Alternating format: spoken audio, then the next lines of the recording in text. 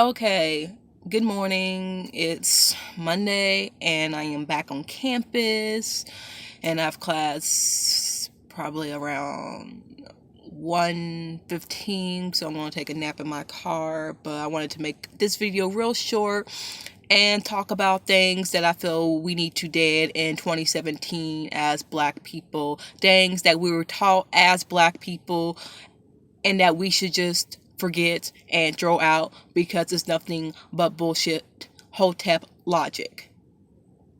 First and foremost, you know that stuff that you see white people use on beaches, pools, aquatic centers called sunscreen, sunblock, things that are used to protect your skin from the sun, SPF 45, SPF 50, you know that stuff? Yeah, wear it, use it. When you go out in the sun, if you are located in hot areas, I don't care where you are, I don't care how dark you are. If you are in somewhere like Jamaica, if you are in somewhere like Southern Africa, if you are in any part of the world and you have skin, wear sunblock. Tons of it. Black people, if you are about that skincare routine, if you are about that black don't crack stuff, that wanting to perfect your skin, if you care so much about your skin, bitch, why the fuck are you looking?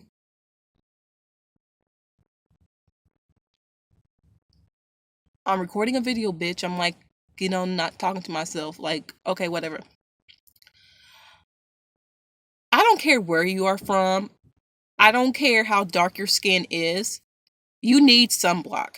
I don't know how many times I can correct a bitch that will say you don't need sunscreen because you already have melanin, and you're using artificial melanin and it's affecting your skin.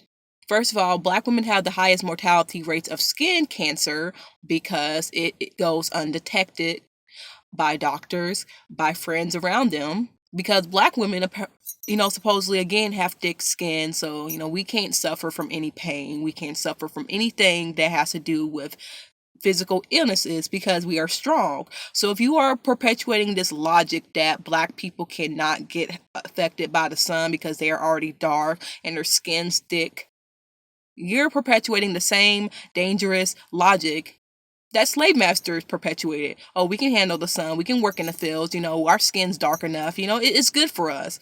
No, put sunblock on your skin if you are going to the pool, if you are going somewhere hot. If you live somewhere hot, put it on your skin. You need it. Sure, your skin is dark enough where you don't get to see the signs visibly.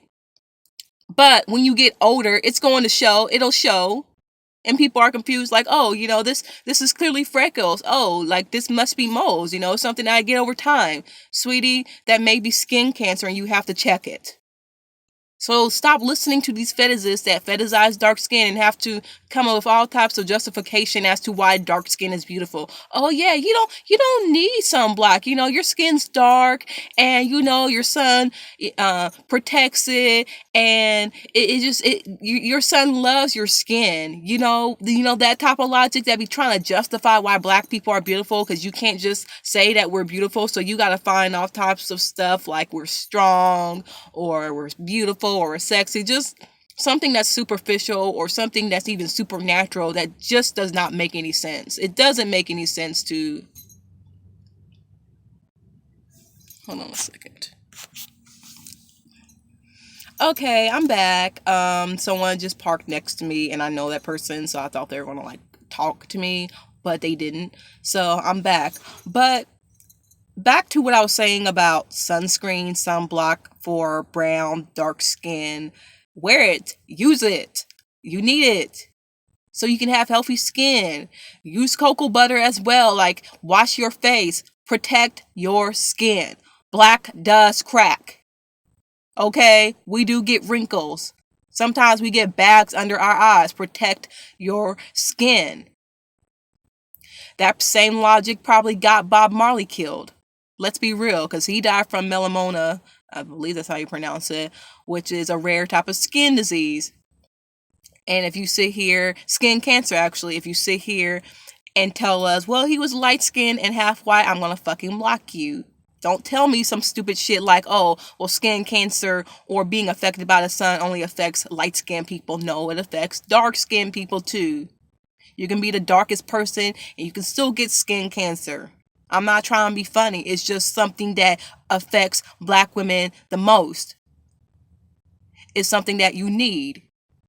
So stop listening to dumb bitches sitting here saying that, oh, sunblock is a cracker thing. And like that's kind of gross. That's disgusting. I always talk about, like how you shouldn't conflate terms like cracker to being racist. I'm not saying it's a racist comment, but to say something like skin cancer is something that crackers get, that's a disgusting thing to say. And to sit here and to throw people who are actually suffering from skin cancer under the bus just to make your point that black people are amazing, shut the hell up. And this is going to go to my next thing that I absolutely hate. People that erase mental illnesses. People that say mental illnesses is a white people thing. I don't know who taught you the fact that only white people can be quote unquote crazy, as in suffering from a psychosis, a mood disorder, being psychotic, as in really psychotic, as in you are a psychotic person. Look up psychotic. There's nothing wrong with being psychotic. Not every psychotic person is violent and wants to kill you. Psychotic simply just means someone who is having a break from reality. That's what that means. But it's just something we need to drop as black people. Stop saying that black people are strong creatures that can't get sick, mentally or physically. Stop erasing autistic black people like myself. Stop getting mad when some of us say, I can't. Like, I grew up in a type of household where can't was a phrase that I should not have been using, or I was told I shouldn't be using. I think a lot of people get can't confused with won't. It's not that I won't do it, it's just that I can't do it. But as black women, again, we have to be strong, being weak, being fragile, being frail, being sick, being mentally ill, or being disabled is just something that's not heard of, even though there are plenty of disabled slaves on the plantation, including Harriet Tubman. She was strong, with the Underground Railroad, and you can be strong and weak. It's not a binary. Disability and ability is not a binary. But let's just dead this ideal that black people can't get mental illnesses because it's a white people thing. Anyone can suffer from it. Another thing, what did I want to talk about? What else did I want to talk about? Oh yeah. Stop believing that any black person with brown skin or dark skin wants to be white because they dyed their hair blonde.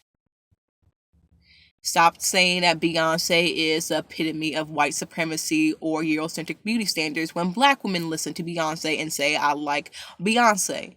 Just because we like Beyonce doesn't make us self-haters. It means we like her music, think she's very beautiful and super talented. That's all that means. You don't need to read everything into it. The same people that call us fake woke, fake deep, want to sit here and promote the most fakest, deepest shit ever. That doesn't even make sense. They'll sit here and promote things like Kendrick Lamar's song Humbled, which I feel was fake deep.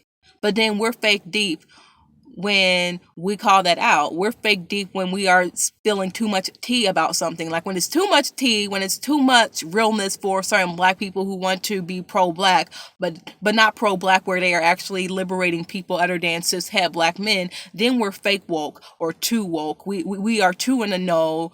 Like we know too much basically is what people are saying.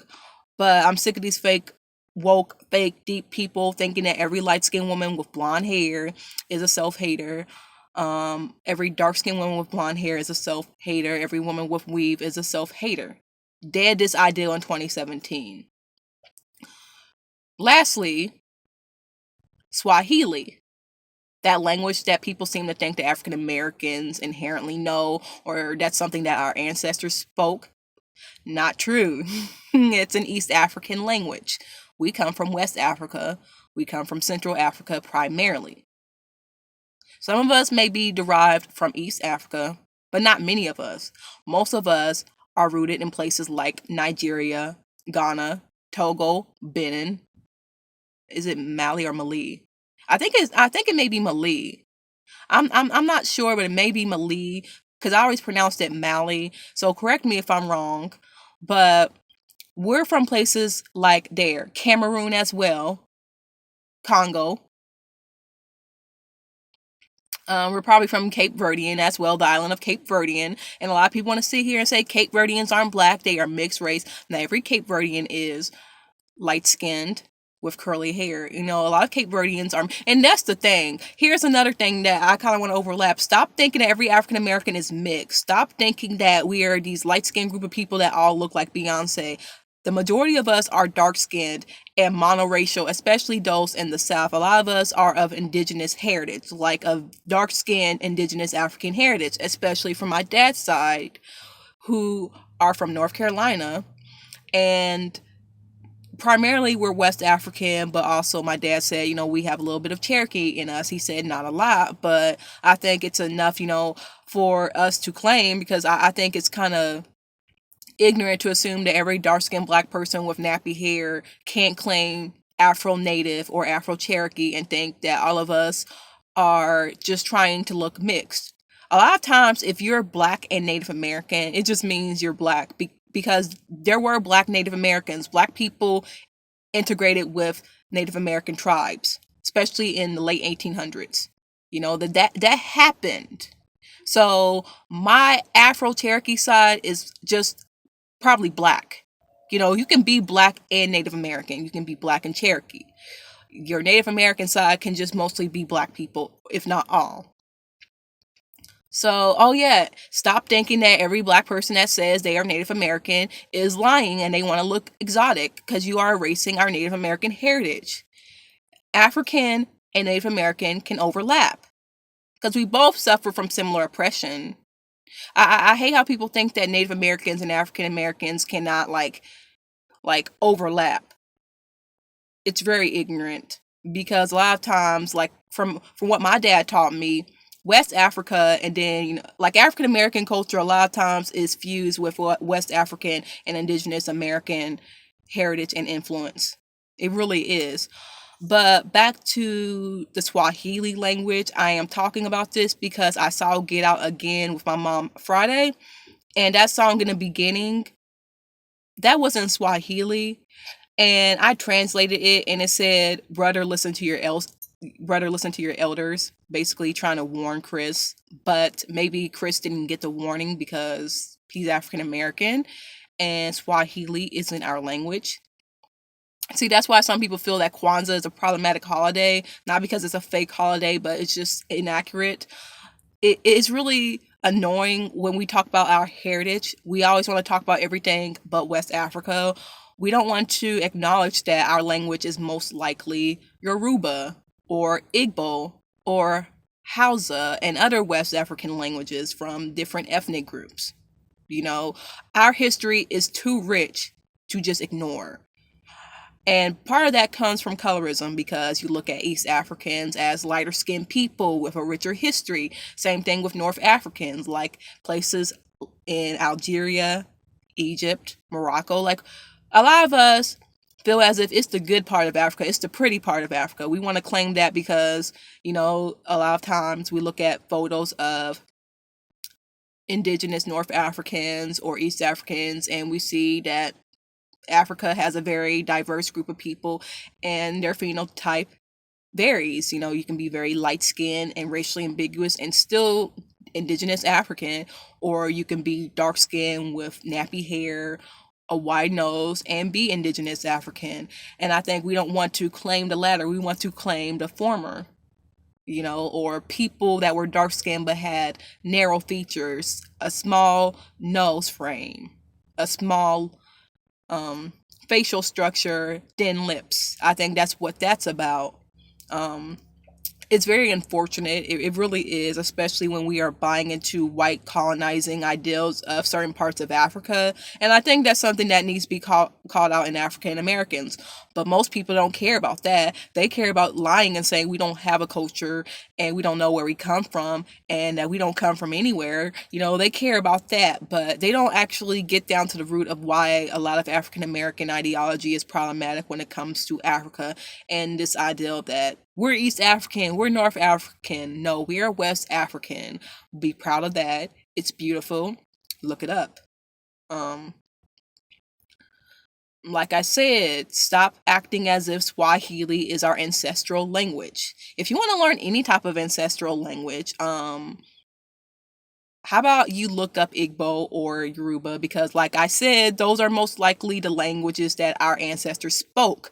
Because, again, Ave is derived from a combination of English and West African languages. There's more than just Igbo and Yoruba, but I am thinking of the most common because that's something that I've been taught by other followers who are continental Africans. Like those are primarily the group of people that I do follow and interact with, but it's more than just Yoruba or Igbo in West Africa. So I want to make this clear so I'm not lumping everything together. But like I said, like those are the two most common ethnic groups and languages that I, as an African American, am taught about because that is primarily where my ancestry comes from. Like that's something that you don't even have to get a DNA test to know. It's pretty much common like knowledge. Even continental Africans like can tell you like, yeah, like primarily Africans that are in America like are like of the Igbo ethnic group, like not, you know, culturally, but just lineage wise, like ancestral wise, that's like who we are. But I do find that disheartening because I find West African countries, languages, and ethnic groups beautiful, and for us to ignore it due to some internalized Afrophobia or Eurocentric ideals of other parts of Africa, it is disheartening. And that's something we need to dead. Learn Yoruba, learn Igbo, like learn about cultures in parts of West Africa, and like stop trying to claim something that we're not. And I'm not saying like Swahili is a beautiful language. It's a beautiful language. East African cultures are very beautiful.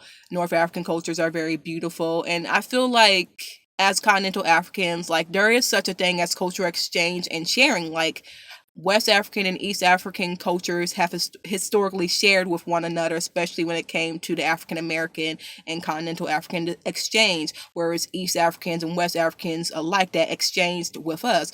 So I think also that's why a lot of times African Americans are conflated with East Africans because, like, during the 1960s, civil rights, Black is Beautiful movement, there was a lot of exchange between East Africa as well, not just West Africa. So I think that's why also like a lot of times we kind of overlap. But I do find it a little bit offensive when people compare African Americans to an ethnic group that we don't come from, because I feel like that's another form of erasure.